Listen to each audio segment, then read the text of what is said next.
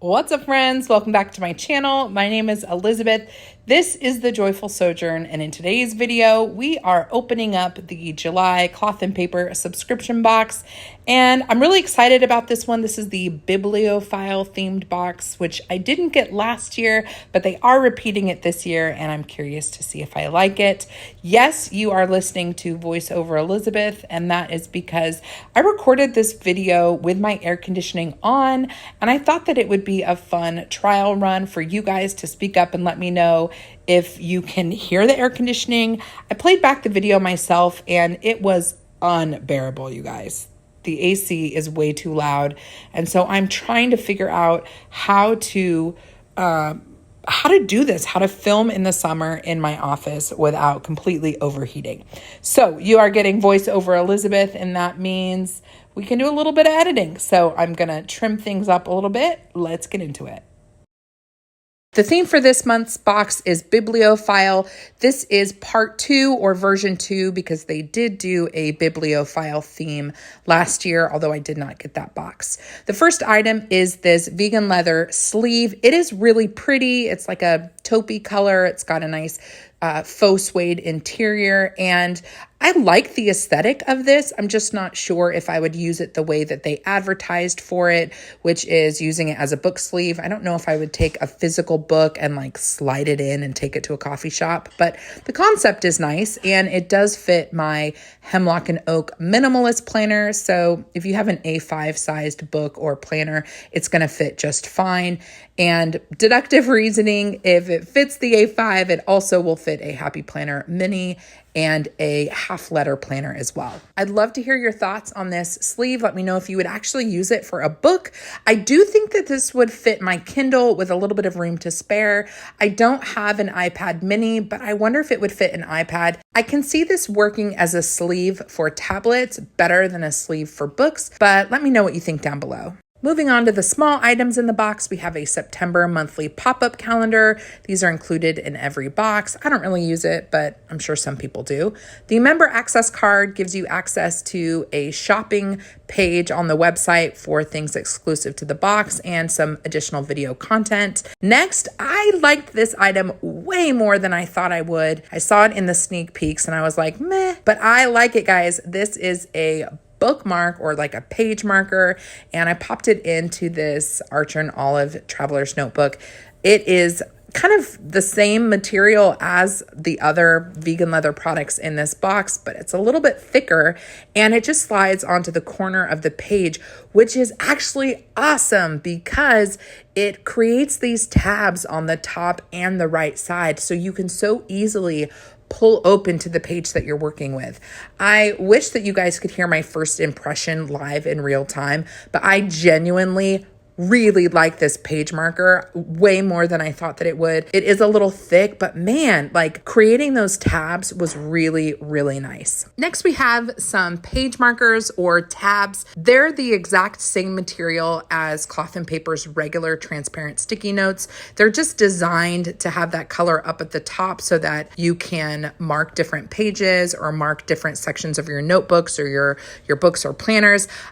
This product is just okay for me because the material isn't a little bit thicker than a standard sticky note. It's not really going to give you much to pull onto, but they're cute. I think the color theme is really, really nice. I love that kind of moody colorway. I think it's really attractive, but there's nothing really new or innovative with those. This month's monthly reflection says bibliophile. This is a credit card sized mirror that you can put into one of the pockets of your planner folio. I just don't get these, you guys. I don't really understand the purpose of these. They don't have much functionality. It's just an aesthetic thing, and it's probably something that I will give away. I'm really happy with the 2 pens in this month's box. The first is the Unipin. It's a fine liner with a felt tip and a 0.5. I have these in every size. They have replaced my Pigma Micron pens because they have more of a rounded tip than the Pigma Microns that have a flat tip, so they're easier to write with. And then the second pen is a mild liner mix, which if you went to Go Wild, you received all of these during their kind of playtime one of the evenings. It's a really cool pen. pen, but it does take some work. So I'm going to show you guys how to use it. And because I already have this color, I went ahead and grabbed the one that I already had that's already open. It's difficult to explain this pen, but it basically feels like a cartridge with two different colors of ink in it.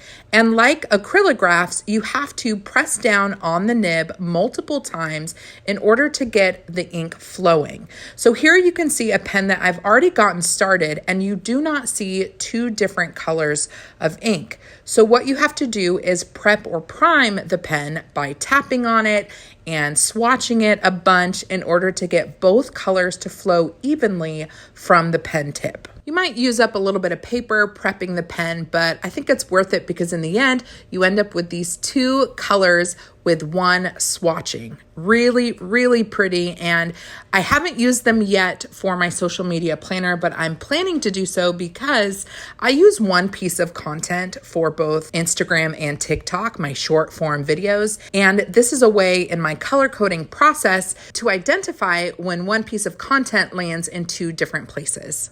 The next item in the box is a sticky notepad that says read on it, and I wanted to compare it to a 3x3 sticky note, which is pretty standard size. It is significantly larger. It is a 4x4.25, and you've got plenty of space for writing down the title of the book, the author, the start date, and the end date. And there's any number of ways you could use this thing. If you have a reading planner or reading notebook, you could put it in there, or you could take a sticky note like this on the go, and if someone has a recommendation for you when you're out at a coffee shop or you go to the library, you can write down the things that you're interested in reading on this little sticky notepad and then add it to your planner or your notebook at a later time. Future Elizabeth would also like to add that while the sticky note is really, really cool and I like it, it seems like it's catering to a different person than the one that would be using the inserts that came in this box. Seems a little bit redundant. I can see a purpose for both, but I don't know why you would need both at the same time. Pivoting over to what I think might be one of my favorite items in this box is this little CP Petite Notable Notepad. I thought that this was going to be like exactly the same as this one right here, but just in plain white paper.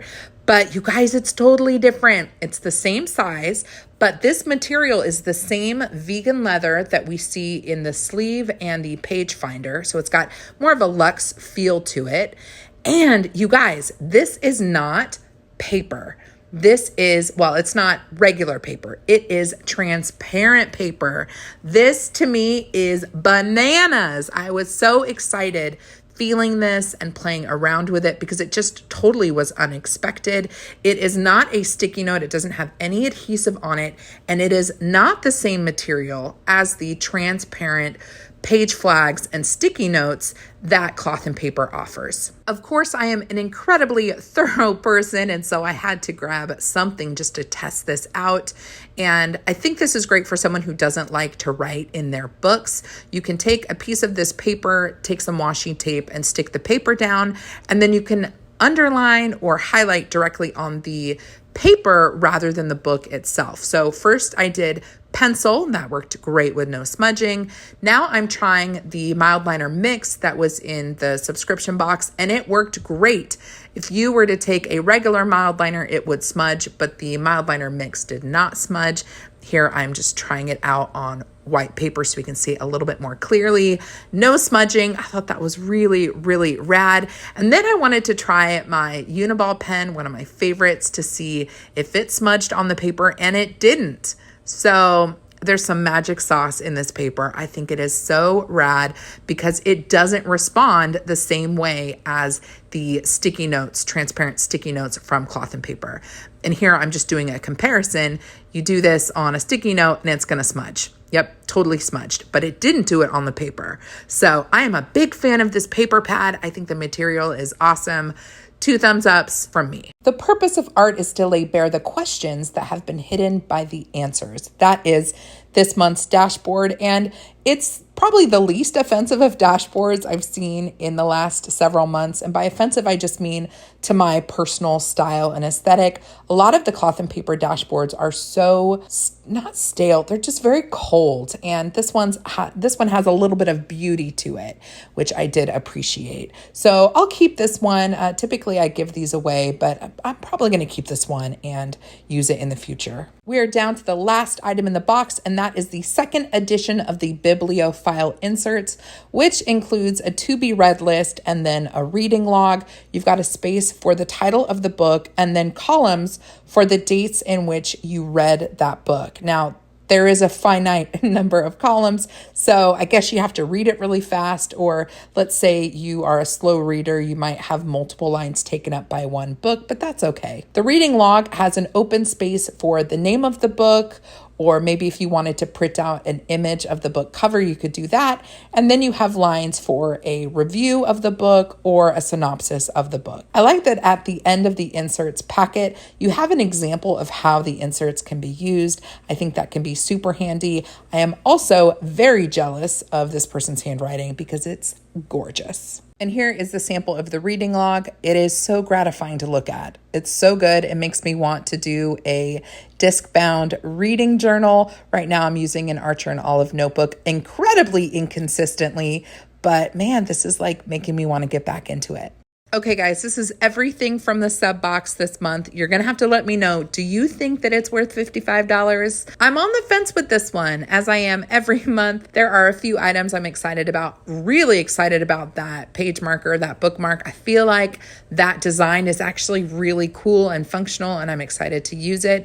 But what do you think about everything else? Leave me a comment down below and come hang out with me over on Instagram. My handle is The Joyful Sojourn. If you want to hang out with me again, please consider subscribing to my channel. All right, friends, God bless you. God bless you and keep you. Do something creative today, and I'll see you in my next video. Bye.